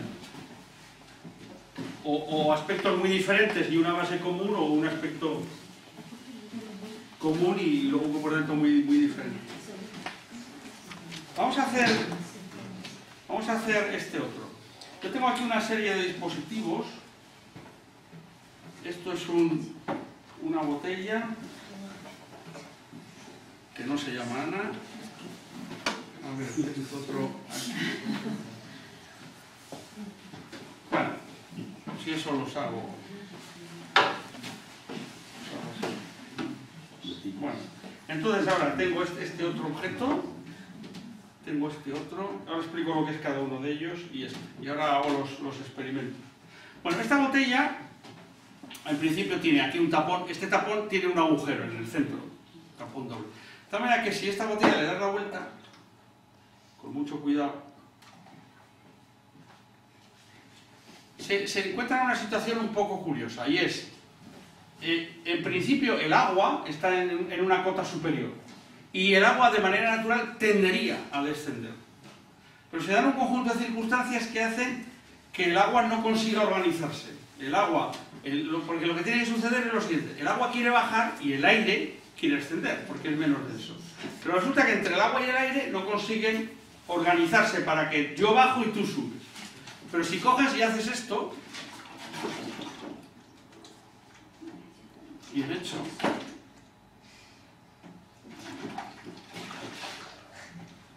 bien hecho, pues se forma ese tornado.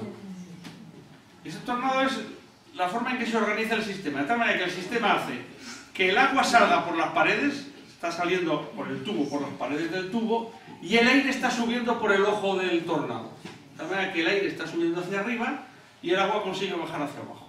Y esta es la forma más rápida de vaciar una botella. Tú tienes una botella de lo que sea, si intentas vaciarla, pero si le haces girar así, y se forma un tornado, es decir, eso te lo hace bajar el agua inmediatamente. Esta situación inicial que yo tenía antes es lo que se llama energía en estado metaestable. Energía en estado metaestable. Metaestable. ¿Qué quiere decir? Que la energía quiere pasar a otro estado de mínima energía, bajar, o la otra quiere subir, pero no consigue vencer los condicionantes que tiene. En este caso, el aire y el agua tienen que pasar por el mismo agujero. Entonces, si el agua quiere pasar a cañón y el aire quiere pasar a cañón, no lo consiguen. Tienen que organizarse para hacerlo. Por tanto, mientras está en esta situación, Pues aquí lo que se tiene es energía potencial, una masa elevada a una cierta altura, que no consigue descender. Está ahí latente, no quisiera descender, pero no desciende. Esto es energía en estado metaestable. Esto es... Igual empiezo por esta. Esto es una barra metálica. De tal manera que tiene la particularidad de que si tú no la tocas y no haces nada... Pero en el momento que la perturbas por aquí en el centro, se gira. Se mueve así. De tal manera que esto lo explico, esto se construye de la siguiente manera, se coge una chapita metálica, es lo que tiene es una chapita metálica. Entonces lo que se le hace es que se le da una forma de acanadura, se le hace una especie de canal, no muy grande, pero si esto uno lo ve, no sé, esto igual lo conocéis, es de las bicicletas para agarrarse. Tiene forma de canal, tiene un pequeño canal que ahora mismo está, la parte del canal está por aquí, la parte redonda está por aquí. Pero además, lo que se hace es que se coge esto y con la ayuda de un algo sólido, se le obliga, se le doma, por así decirlo, de esta manera. Se le doma así, se le obliga a dar vueltas y vueltas. De tal manera que la posición natural es así. A esto se le ha domado de tal manera que tiene, esta es la forma que tiene. Pero, si tú lo estiras y cuando llega a esta posición le obligas a adoptar la forma de canal, pues resulta que no es capaz de doblarse, o sea, está igual que aquí en el agua. Está en una posición en la que quiere pasar al otro estado, enrollado, que es donde tiene menos energía, pero la acanaladura le obliga a que necesita un poco de energía para dar ese salto inicio, y no lo consigue dar.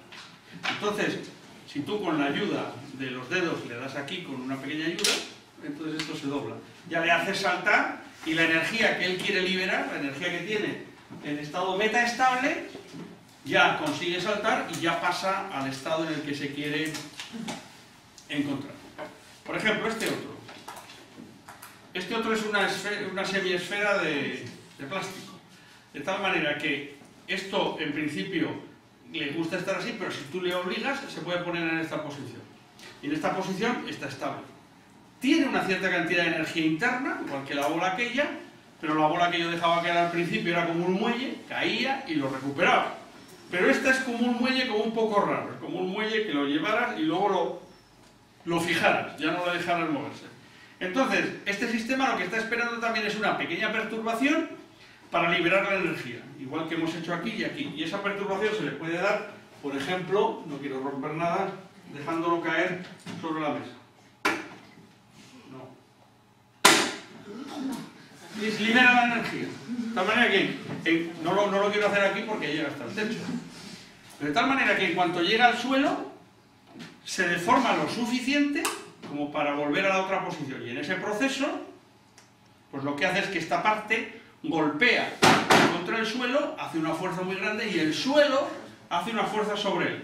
De tal manera que el suelo con esa fuerza consigue que la energía que yo le he dado, porque aquí para que esto se doble le tengo yo que dar energía, se libera y aunque yo la deje caer de una pequeña altura, él alcanza una altura muy grande, porque la energía potencial que consigue se la he dado yo previamente al deformarla. Lo que pasa es que a diferencia de otros aparatos, esto no lo libera inmediatamente. Eso igual se ve mejor con esto. Esto es una pequeña ventosa, y aquí tengo un muelle. Si solamente fuera muelle, yo comprimiría esto y en cuanto soltara, esto liberaría. Pero la ventosa hace que no le deje separar, hasta que la ventosa pierde fuerza y entonces ya libera la energía. De tal manera que la energía potencial que consigue, no la consigue de cualquier manera, la consigue porque yo previamente he comprimido el muelle. Entonces, pero la energía en este momento está ahí sin liberarse. Es lo que se llama energía en estado metaestable. Otro aparato, que no sé si lo haré, esto es un... ¿No?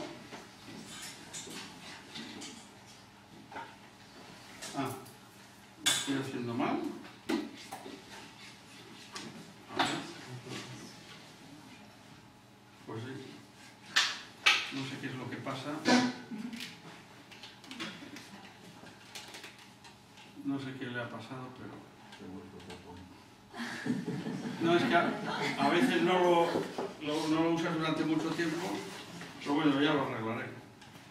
Y ya lo enseñaré otro día. Esto en principio es un barril que se mueve de tal manera que vuelve a su posición. A ver. Esto es un poco la moraleja de todo, o sea, esto tiene una posición exacta en la que funciona y otra en la que... Ahora, no es que sea... que llevas hasta aquí, no, es que se da la vuelta. Esto lo que tiene que hacer es... No. Ayer, el otro día lo hicimos, ¿verdad? Que funcionaba bien. ¿Ahora qué? Que moverlo durante más tiempo. Pues igual, sí. Esto normalmente se lanza así. Cuando llega a un punto, él solo vuelve. Entonces al hacerlo aquí arriba, no sé si... No funciona. No funciona porque la goma que hay que cambiarla, esta goma está muy estropeada ya. No está estropeada. Bueno, no le voy a dedicar. Pero es que esto es para que veáis, esto no tiene más misterio que aparentemente que una goma y un esto, pero si no está perfectamente conseguido,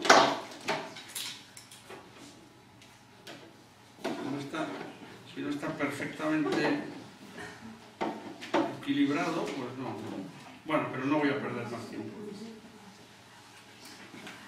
Pero es para que veáis que estas cosas funcionan, ¿no?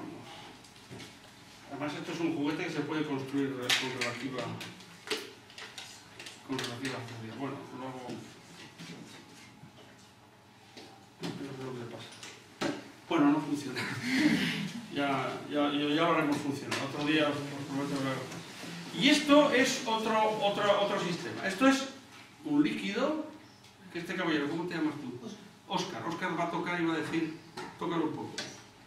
¿Qué te parece? Es muy viscoso. Muy viscoso, ¿está caliente, está frío? Sí. Está frío, está a temperatura ambiente aquí. Pero ahora, se coge esta plaquita que hay aquí, y esto igual ya la conocéis, se hace así. ¿Veis que se está aquí, está pasando algo? Lo está haciendo de transparente, lo está haciendo opaco. Y don Óscar va a tocar, ¿y qué sensación tiene? ¿Es sólido? Sí. ¿Qué Está un más? poco arenoso. ¿Tampoco? Arenoso. Harinoso, muy bien definido. ¿Y qué más? Caliente. Y caliente. Esto alcanza los 50 y pocos grados. ¿De acuerdo? Que esto se utiliza para dar calor en... Bueno, esto es una situación en la cual, en la situación anterior, esto, a diferencia de estos otros, no se puede revertir. De tal manera que esto ya no podemos volver para atrás, no podemos volver a que sea transparente. Esto lo que se tiene es... Sí, efectivamente. Esto ahora hay que meterlo en agua hirviendo durante un cierto tiempo y vuelve a formarse. Esto es, se coge agua, una cierta cantidad de agua, y se le añade acetato de sodio. Si tú coges ácido acético, el vinagre, y lo mezclas con hidróxido sódico, te da acetato de sodio, que es una sal blanca muy higroscópica, de tal manera que cristaliza con muchísimas moléculas de agua. ¿Eso qué significa? Significa que tú empiezas a echar, coges agua y empiezas a echar acetato de sodio y se disuelven cantidades ingentes de acetato de sodio. Pero no solo eso, sino que si esto lo calientas, todavía admite más acetato de sodio. Y si subes la temperatura, llega un momento en que en 200 centímetros cúbicos de agua puedes disolver casi medio kilo de acetato de sodio, de ese oro, o sea, una cantidad ingente. Entonces, cuando el acetato de sodio está a una temperatura muy alta, las moléculas están ahí moviéndose muy rápido y tal y cual, y no cristalizan. Entonces, a medida que la temperatura va descendiendo, llegaría un momento en que las moléculas de acetato de sodio tendrían que empezar a organizarse para ir cristalizando, porque aquello se ha enfriado y el agua no debería admitir tanto acetato de sodio. Pero le pasa lo que a la botella o a la que estas otras cosas. Le pasa que no consigue organizarse. El acetato no consigue organizarse y entonces entre unos y otros hacen que no cristalice. Entonces lo que se veía al principio era acetato de sodio en un estado sobresaturado, es decir, hay más acetato de sodio disuelto del que debería haber, pero como no consigue organizarse, como se ha enfriado muy lento, no se consigue organizar, pues eso se mantiene en esa situación. Pero esta plaquita lo que hace es que da una pequeña, la tocas un poco, lo que hace es que da una pequeña onda de choque y hace que localmente las moléculas se organicen y cristalicen. Y a partir del momento en que cristaliza, empieza a cristalizar todo el conjunto, y el conjunto como un todo cristaliza, y en ese proceso devuelve todo el calor que hubo que darle para que de la forma sólida pasara a la forma disuelta. Porque yo ahora esto lo que tengo que hacer es darle una cierta cantidad de calor, subirle la temperatura, para que esto de la forma sólida vuelva a pasar a la forma disuelta. Y luego él me devuelve ese calor cuando pasa de la forma disuelta a la forma sólida. Luego, este calor que hay aquí era energía que estaba en estado metaestable, que estaba esperando ser liberada, pero que no conseguía organizarse de tal manera que hasta que yo no le he dado una pequeña ayuda, igual que le tengo que dar una pequeña ayuda a esto, o le tengo que dar una pequeña ayuda a esto o al otro, no se consigue liberar. Luego, estos aparatos tienen en común eso, que todos ellos hay un momento en que tienen una cierta energía en estado metaestable. Bueno, para acabar, que me estoy enrollando mucho. Teníamos más experimentos, así otro día hacemos más. Voy a hacer ahora una serie de experimentos relacionados con cosas que van a girar y vamos a ver lo que tienen todas ellas en común. Vamos a empezar por el primero, que es este. Este es un helicóptero. Este es un helicóptero, que es lo siguiente. Aquí lo que se tiene es un globo. Este globo se puede hinchar. Y luego se coloca aquí con un difusor, de tal manera que se coloca aquí y el aire va a salir por cada uno de estos agujeros. Entonces, en cada uno de estos extremos se coloca un ala. Y este ala, o no,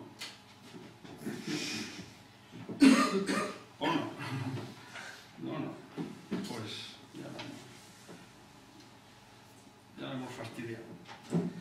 ¿Dónde teníamos?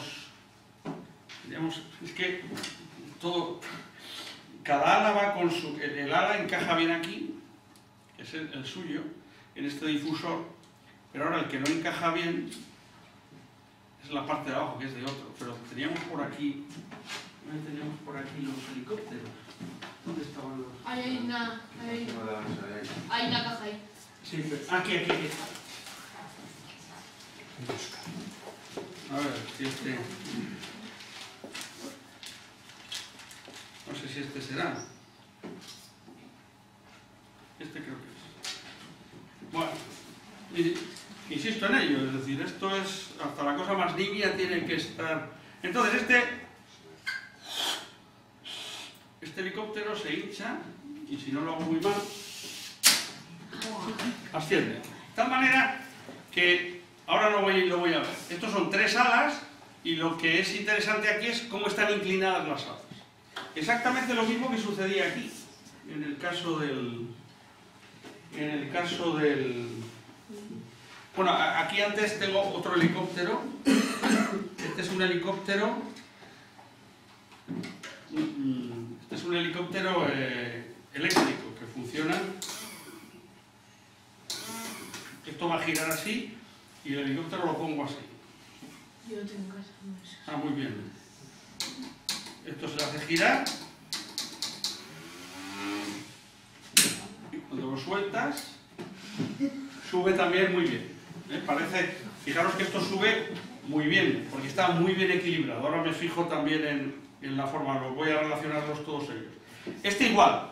Este cuando estaba bien equilibrado, el molinete el molinete térmico, puesto esto, lo mismo, fijaros la forma de las alas, porque esto, la forma de las alas, veis que las alas están inclinadas así, de tal manera que, en concreto, si este helicóptero, en vez de hacerlo girar así, lo hago girar al revés, es decir, cojo el motor, le cambio la polaridad, en vez de girar en el sentido anterior, gira en sentido contrario, esto de ser un helicóptero, ¿en qué se transforma? Un Porque ventilador. ahora va a subir No. en un ventilador, pero antes también era un ventilador, ¿no? Sí. Porque no da aire bajo. Esto ¿qué héroe nacional, que además creo que hoy va a protagonizar, si no gana el premio Nobel de Física hoy, va a estar muy cerca? Lo que sí sé es que va a ganar un huevo de millones, perdón, que va a ganar un montón de millones. Pero hay un señor que hoy va a utilizar una cosa de estas, creo, si no lo hizo ayer, porque no sé cómo es. ¿Quién es un señor que corre de rojo en unos coches de motores de explosión que ningún español ha fabricado ni un Fernando tornillo? Alonso. Señor Alonso, ¿qué tiene para conseguir que su coche no vuele? Alerones. Alerones. Entonces, los alerones es lo contrario del helicóptero. Los alerones es para que el aire, en un helicóptero, de lo que se trata es de que el aire golpee y lo empuje hacia arriba a la vez que lo hace girar. En los alerones, lo que se trata es de que el aire pase, ¿no? ¿Cómo son los alerones? El aire pasa como pega así, golpea los alerones y los alerones se fijan, hacen que el coche se fije al suelo, porque si lo ponen al revés el coche vuela. Si no lo pusieran bien, el coche vuela. Adelante también. ¿También tiene alerones adelante? Mira, eso no lo sabía. Alerones por todas partes. El caso es que cambiando la dirección consigues que o que suba o que baje. Después estaba el molinete, que pues han hecho lo mismo. Han cogido, si esto lo han dividido en 3 partes, lo han dividido con ángulos de 120 grados. Y los han hecho todas estas iguales con la idea de que el centro de gravedad esté exactamente aquí. El centro de gravedad esté exactamente en el centro. De tal manera que esto suba perfectamente equilibrado. De tal manera que cuando esto empieza a subir, el centro de gravedad esté perfectamente en el centro. Porque si no, cabecearía y se iría para cualquier lado. Pues esto igual. Esto han hecho aquí una pequeña cupulita y luego lo que han hecho es el disco, lo han dividido en pequeños trozos y luego cada uno de ellos lo han inclinado un cierto ángulo para que esto consiga girar, porque si esto no se le pone un cierto ángulo, esto no gira. Yo tengo aquí ahora otra máquina que va, mientras explico, otras la hago girar. Esto es lo que se conoce como máquina de Herón, un científico o algo parecido de la Grecia clásica, o sea que esta máquina en principio ya tiene más de 2000 años. De tal manera que aquí lo que se tiene es Agua. un recipiente metálico con agua, efectivamente, y aquí se tiene un tubo hueco que es este de aquí, esto es un vástago para que esté equilibrado, esto es un difusor, igual que este. Este es un difusor, igual que este, en vez de difundir aire, en vez de dividir el aire, lo que va a dividir es vapor de agua. Aquí se va a producir, voy a calentar ya. Va a empezar a girar, ¿no? No cuentes misterio, vamos a empezar a girar. De tal manera que por aquí va a salir vapor de agua. Entonces, los tubos, como se ve aquí, no están rectos, están doblados.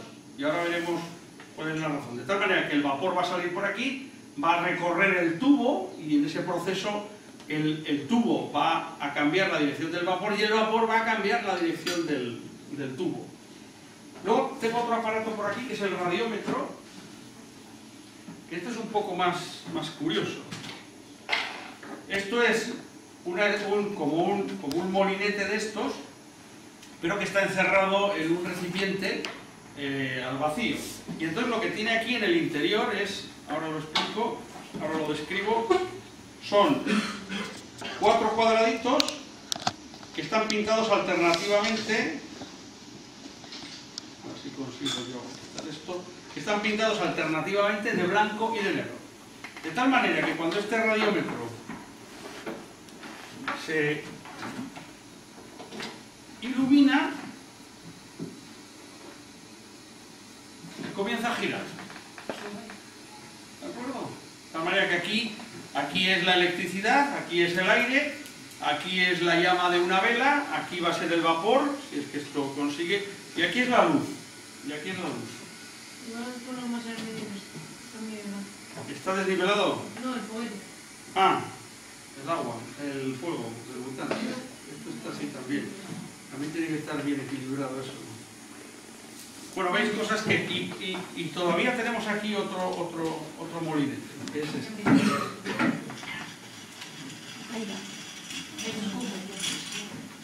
Ya empieza a girar ahí, ¿no? A ver, que me falta así. Bueno, esta es un poco la idea. Gira y gira muy bien. Esta es una máquina térmica que se inventó casi 2000 años antes de las máquinas térmicas.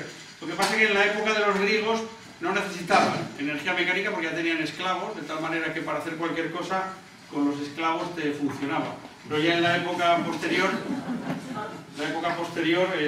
el marqués de Valdecilla se dedicó durante mucho tiempo al tráfico de esclavos para llevarlos a Cuba, que trabajaban en sus ingenios azucareros. Pero llegó un momento, si vais a la finca del marqués de Valdecilla en Valdecilla, al lado de Medio Cudello, ahí llegó un momento en que sustituyó a los esclavos por máquinas térmicas. Porque simplemente dar de comer a los esclavos en aquella época ya era más caro que mantener las máquinas térmicas. Hay un profesor de termodinámica que dice que fueron las máquinas térmicas las que acabaron con la esclavitud. Igual que los tractores acabaron con los caballos y los burros, porque es que al final es más caro dar de comer a un burro o a un caballo que un tractor. Con los esclavos pasa lo mismo. Bueno, ¿veis todo esto cómo gira? Ahora os explico cómo va, porque quería hacer el último experimento. Esto es una punta y esto es una punta metálica. Y esto se apoya aquí y esto en principio... La punta no es la suya original, esto no está completamente bien equilibrado. Y entonces esto que tengo aquí es una maravilla de la técnica. A ver si lo puedo poner yo aquí. Esto lo quito. ¿Lo veis? Esto es una maravilla de la técnica. Esto el día que se haga lo de electricidad lo haremos también. Pero ya lo voy a hacer ahora porque... Bueno, no sé. No sé por qué esto ahora no sale. No sé cómo he entrado aquí, que ahora no sale. ¿Cómo tiene que ser esto? Ahora. Es que todo... Bueno, pues esta es una máquina que se llama máquina de Windshur, no voy a explicar nada de cómo va, pero esto si se hace girar, ahí va, que no se vaya. No sé si se ve ahí.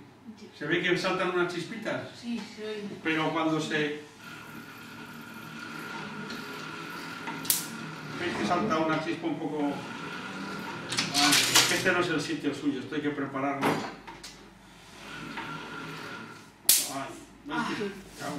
Es que es todo así, o sea, todo, como no esté todo perfectamente, es que no funciona, o sea, y esto no es su sitio, es que salta una chispa, ¿no? Ahí entre ellos, luego se puede hacer chispas mayores. Bueno, el caso es que este es un molinete que va así. Si yo conecto esto hay que tener cuidado, porque esto da unos disgustos. Esto se coloca así, se pone así. Y ahora esto se coloca simplemente aquí, que toque. Y ahora le voy a dar.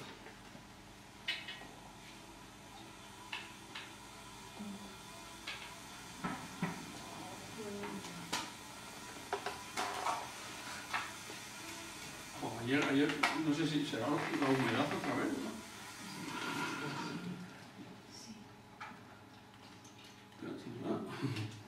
¿no? Ayer lo hicimos y funcionaba muy bien.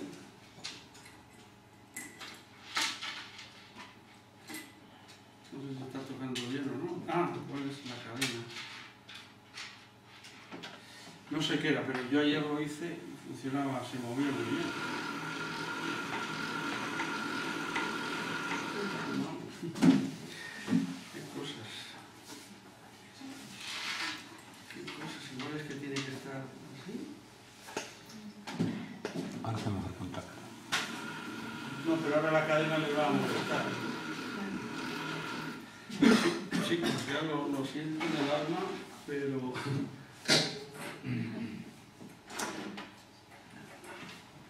Yo ayer lo hice, además vine aquí por la tarde para hacerlo y me funcionó muy bien. Se puso a girar como loco. Ahora. Un poco sí se ve que gira, pero ayer giraba bastante más. Todo está poco equilibrado también. Bueno, pero lo veis, ¿no? También a veces es la humedad. Que no, pero sí, esto sí debería...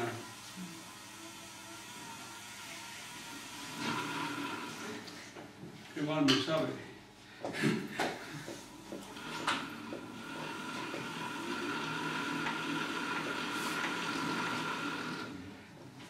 No vamos a perder más el tiempo, pero... En fin. No quiere girar. Ayer me fui bien contento. Digo, ya por fin hemos conseguido que el molinete... O sea, a veces es... Pero esto sí debería... ¿Teníamos algún cocodrilo por ahí? No. Ahí hay una caja. No, hay una caja ahí arriba que pone. Allí. Ahí pone una cocodrilo. A ver esto sí consigue. Pero ayer lo quería hacer con la cadena esta, que es el original. Y funcionó muy bien, pero. ¿No hay alguno por ahí? Bueno, ya vamos. Es que me sabe mal que el último...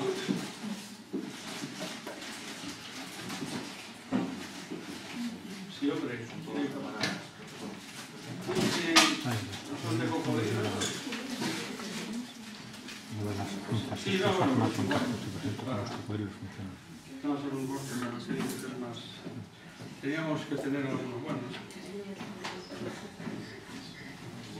Vale. Bueno, esto es para hacer un contacto un poco mejor entre esto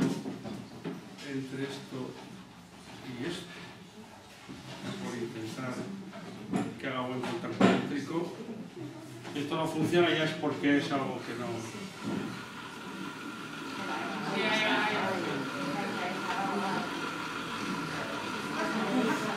Bueno, es como gira, ¿de acuerdo? Esta es un poco la idea. Bueno, ya con esto, explico esto y ya con esto acabo. Entonces, ¿cuál es la idea? La idea es que en todos estos aparatos que giran, lo que interviene, lo que tienen en común es la tercera ley de Newton. La tercera ley de Newton. De tal manera que, por ejemplo, en el helicóptero, ¿qué es lo que se trata con el helicóptero? En el helicóptero de lo que se trata es de hacerle girar, y una vez que gira, se trata de hacerle girar que golpee, que tenga esta forma, para que el ala, viniendo así, el aire que está por aquí, le golpee, y al golpearle, le obligue a ir hacia abajo. Pero por la tercera ley de Newton, si el ala hace una fuerza sobre el aire tiene que hacer una fuerza sobre el ala, y en ese proceso el aire hace una fuerza igual y de sentido contrario sobre el ala. Ya sabéis que la tercera ley de Newton, una fuerza se aplica en un cuerpo y la otra se aplica en el otro, con lo cual sobre el aire se aplica una fuerza y sobre el ala se aplica otra, de tal manera que lo que hace que esto suba es la aplicación de la tercera ley de Newton para la interacción entre el ala y el aire que hay debajo.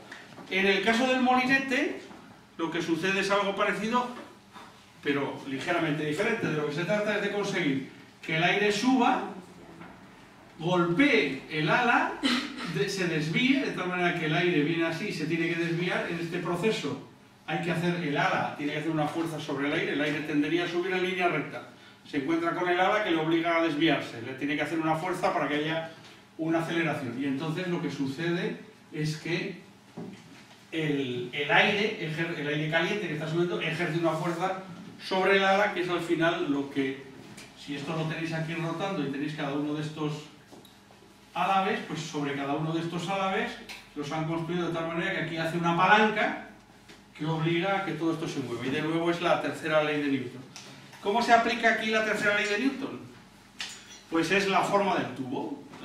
El tubo tiene una forma tal que el vapor sale por aquí, sale por aquí y sale por aquí. Si el tubo fuera recto, esto saldría en línea recta y no haría nada. ¿Pero por qué le ponen el tubo así?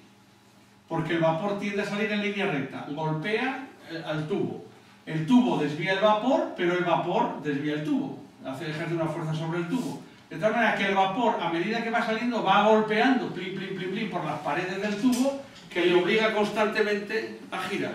Y en ese proceso, pues el vapor hace constantemente una fuerza sobre el tubo que da la palanca que hace que esto termine por girar. ¿Qué es lo que pasa en el radiómetro? En el radiómetro lo que se tiene es un cuadradito pintado de negro y un cuadradito pintado de blanco. Llega la luz se absorbe aquí más que en la parte blanca. Como sabéis, un coche pintado de negro y un coche pintado de blanco los colocas al sol y el negro se calienta mucho más, absorbe más energía. Eso quiere decir que esto se calienta mucho más y las partículas de aire que están más calientes son las que golpean la superficie pintada de negro. Entonces, al golpear con más velocidad, con más intensidad, pues hacen más fuerza que las que golpean este. De tal manera que aquí aparece una fuerza neta en esa dirección y otra en esta. Como están colocados estratégicamente para que siempre sea uno blanco, uno negro, uno blanco, uno negro, siempre hay una fuerza mayor en aquella dirección, con lo cual esto hace la palanca que consigue girar. Claro, esto hay que ponerlo en el vacío, porque si no se hace en el vacío, el rozamiento con el aire es tan grande que el efecto terminaría por pararse como en el otro caso. ¿Y qué pasa en el molinete este de puntas? Pues en el molinete este de puntas hay un fenómeno que ya veremos en su momento, que es que todo esto se carga eléctricamente. Todo esto se carga eléctricamente. Entonces, aquí la carga eléctrica mayoritariamente se va a las puntas. Esto no sé si se carga positivo o negativamente. Pero la carga eléctrica tiende a concentrarse en las puntas, que por eso le ponen aquí unas puntas muy estrechas. Se concentra y ahí puede alcanzar una densidad de carga enorme y puede crear un campo eléctrico enorme. Entonces, con el campo eléctrico que se crea aquí, lo que sucede es que las moléculas de aire, que son oxígeno y nitrógeno, induce en las moléculas de oxígeno y de nitrógeno, que en principio son eléctricamente neutras, induce un dipolo, induce una separación de cargas. Con lo cual, si aquí hay carga negativa, las cargas de nitrógeno y de oxígeno intentan ponerse la positiva aquí y la negativa aquí. Ya sabéis que cargas del mismo signo se repelen y cargas de distintos signos se atraen. De tal manera que si esta es una de las puntas, aquí con cargas negativas, y aquí hay una molécula de oxígeno con cargas positivas y negativas o de nitrógeno, pues lo que hace es que la molécula, exagerándolo mucho, se deforma para que aquí haya las cargas positivas y aquí las negativas. Eso es lo que se llama la inducción eléctrica. Entonces lo que sucede es que esta carga negativa atrae a las cargas positivas. Entonces el proceso es tal que la punta nota una fuerza que le va tirando. De tal manera que si esto se construye de esta manera, pues aquí aparece una fuerza que tira en esa dirección y aquí aparece una fuerza que tira en la dirección contraria. De tal manera que en este caso, de nuevo aparece una palanca, debido a la tercera ley de Newton. Esto tira de las moléculas de hidrógeno y oxígeno y las moléculas tiran de la punta, con lo cual al final se consigue aquí un movimiento de rotación. De tal manera que aunque todos estos dispositivos tienen un aspecto muy diferente, todos ellos al final se consigue que giren basándose en la tercera ley de Newton, que es una ley que se utiliza mucho para este tipo de cosas. Bueno, yo ya estoy cansado. Pues nada, esto es un poco el tono de lo que le vamos a dar a esto. Que no sé si para los más pequeños es el más adecuado, pero es un poco la idea. Lo que no podemos es estar 2 horas haciendo un experimento detrás de otro y al final no explicar nada, porque yo creo que eso es el tipo de espectáculo que nosotros no sabemos hacer. De tal manera que si este tipo de sábados no les gusta, pues lo tendremos que dejar, pero esta es un poco la idea. Lo que vamos a hacer esencialmente es, durante el curso aquí se dan clases a alumnos de cuarto de la ESO, de primero y de segundo de bachiller. Y entonces lo que vamos a hacer es repetir los experimentos que les hacemos a ellos y las explicaciones que les damos a ellos, porque no podemos hacer otra cosa. ¿De acuerdo?